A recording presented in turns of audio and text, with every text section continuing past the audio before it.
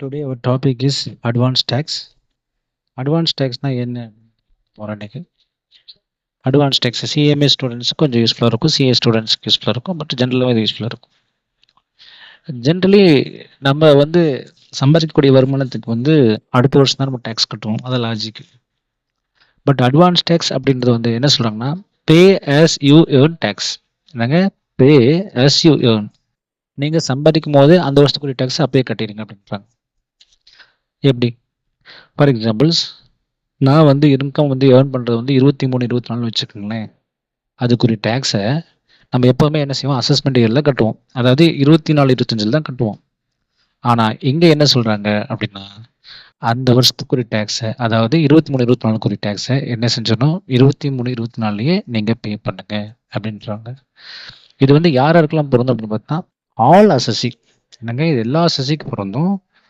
அது ஸ்டேட்டஸோ இல்லை சிட்டிசன்ஷிப்போ கன்சிடர் பண்ண தேவையில்லை. ஸோ எல்லா அசஸிக்குமே பொருந்தும். அதாவது இண்டிவிஜுவல், ஹச்யூஎஃப், கம்பெனி,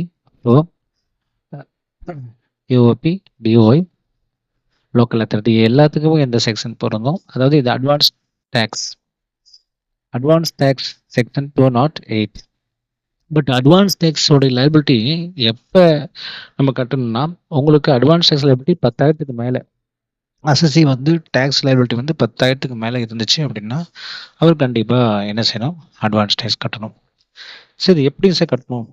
நான் இப்போ தான் பிஸ்னஸே ஸ்டார்ட் பண்ணுறேன்னா அட்வான்ஸ் டேக்ஸ் கட்டணுமா அப்படின்னு கேட்டிங்கன்னா, இது ஒரு எஸ்டிமேட்டட் இன்கம். உங்களுக்கே தெரியும் இந்த வருஷத்துக்கு எவ்வளோ இன்கம் வருதுன்னு ஒரு எஸ்டிமேட் பண்ணி, அந்த எஸ்டிமேட் இன்கம் 10,000க்கு மேலே போச்சுன்னா தான் கட்டணும். அல்லது நான் ஆல்ரெடி ஒரு 10 வருஷமாக பிஸ்னஸ் பண்ணிட்டுருக்கிறேன், 5 வருஷம் பிஸ்னஸ் பண்ணிட்டுருக்கேன், 3 வருஷம் பிஸ்னஸ் பண்ணிட்டுருக்கேன்னா, அப்போ போன வருஷம் நான் எவ்வளோ கட்டணும் பாருங்கள். அந்த அமௌண்ட் 10,000க்கு மேலே டேக்ஸ் தாண்டிடுச்சுன்னா நான் கண்டிப்பாக என்ன செஞ்சால் ஆகணும், அட்வான்ஸ் டேக்ஸ் கட்டி தான் ஆகணும்.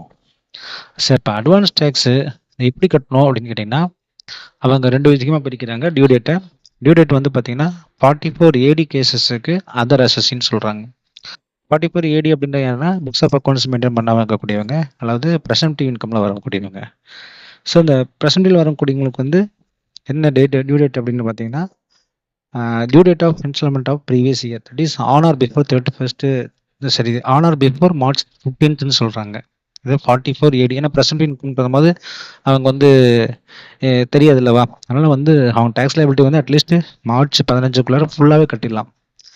அதர் அசஸியாக இருந்தால் அவங்க வருஷத்தையும் 4 பிரித்து 4 குவார்ட்டர், June 15, September 15, December 15 அல்லது March 15 சொல்கிறாங்க. அதாவது other assessee has to pay their tax within June 15th or within September 15th or December 15th or March 15th. சரி, how much has to pay, எவ்வளோ pay பண்ணணும்னு பார்த்தீங்கன்னா, they have to pay up to 15% of advance tax liability on or before June 15th. அதாவது June 15ஆம் தேதிக்குள்ளார 15% tax liability அவங்க என்ன செஞ்சுருக்கணும், செலுத்தி இருக்கணும். ஃபார் எக்ஸாம்பிள்ஸ், அவங்க ஒரு 10,000 ரூபாய் கட்டணும் அப்படின்னா அதில் 1,500 ரூபாய் எப்போ கட்டிடணுங்க, ஜூன் 15ஆம் தேதிக்குள்ளார கட்டிடணும். அதர் அசஸி செகண்ட் குவார்ட்டர், அதாவது செப்டம்பர் 15க்குள்ளார 45% டேக்ஸ் கட்டிக்கலாம். அது 4,500 ரூபாய் நீங்கள் கட்டியிருக்கணும். ஆல்ரெடி நீங்கள் 1,500 கட்டினீங்கன்னா திருப்பி நீங்கள் எவ்வளோ கட்டினா போதும், 3,000 ருபீஸ் கட்டினா போதும். மொத்தம் சேர்த்துனா 4,500 வந்திருக்கும். அடுத்தது தேர்ட் குவார்ட்டர், தட் இஸ் டிசம்பருக்கு எப்போ கட்டுறோம் அப்படின்னு பார்த்தோன்னா, டிசம்பர் 15ஆம் தேதியில் 75% கட்டியிருக்கணும். அதாவது 10,000 ரூபா நீங்கள் கட்டுற மாதிரி இருந்துச்சுன்னா அது 7,500 ரூபா நீங்கள் டிசம்பர் அன்னைக்கு மொத்தமாக கட்டிருக்கணும். அதாவது 1,500, 3,000 ப்ளஸ் ஒரு 3,000, மொத்தமாக என்ன ஆயிடும், 7,500 வந்திருக்கணுமே தவிர தனித்தனியாக இல்லை, மொத்தமாக 7,500 கட்டிருக்கணும். அதே போல் March 15 அன்னைக்கு நீங்கள் 100% டேக்ஸ் லைபிலிட்டி நீங்கள் என்ன செஞ்சுக்கணும், கட்டிக்கணும். அது முன்ன பின்ன கூட இருக்கலாம், 90%, 95%, 100, 105 கூட, whatever it is, but you have to pay 100% tax liability of advance tax அப்படின்றாங்க. இதுதான் அட்வான்ஸ் டேக்ஸ். இந்த அட்வான்ஸ் டேக்ஸ் கம்பெனிஸ் எல்லாத்துக்குமே பொருந்தும். இதில் ஏதாச்சும் டவுட் நீங்கள் கேட்கலாம். சார், அட்வான்ஸ் டேக்ஸ் கால்குலேட் பண்ணுறதுக்கு சில ஒரு கண்டிஷன்ஸ் சொல்கிறாங்க. First estimated income. அந்த எஸ்டிமேட்டட் இன்கமில் நீங்கள் என்னத்தை செய்யணும் அப்படின்னு பார்த்தீங்கன்னா, டிடக்ஷன்ஸ் 60A சாப்டர்ஸில் இருக்கக்கூடிய எல்லா டிடக்ஷன்ஸையும் கழிச்சு வரக்கூடிய total income, that is estimated income சொல்கிறாங்க. அந்த எஸ்டிமேட்டட் இன்கம்க்கு உங்களுக்கு ஏதாச்சும் ரிபேட் அண்டர் செக்ஷன் 87A, அதாவது நியூ செக்ஷன் 115BACO அல்லது ஓல்டு செக்ஷனோ, அப்ப அந்த 2 செக்ஷன்லயும் ஏதாவது 87A இருந்துச்சுன்னா, அத கழிச்சிட்டு தான் உங்களுக்கு லயபிலிட்டி. அதாவது லயபிலிட்டி ஆஃப்டர் ரிபேட். அந்த லயபிலிட்டிக்கு சர்சார்ஜ் இருந்துச்சுன்னா நீங்க போடலாம். இல்லன்னா தேவையில்ல.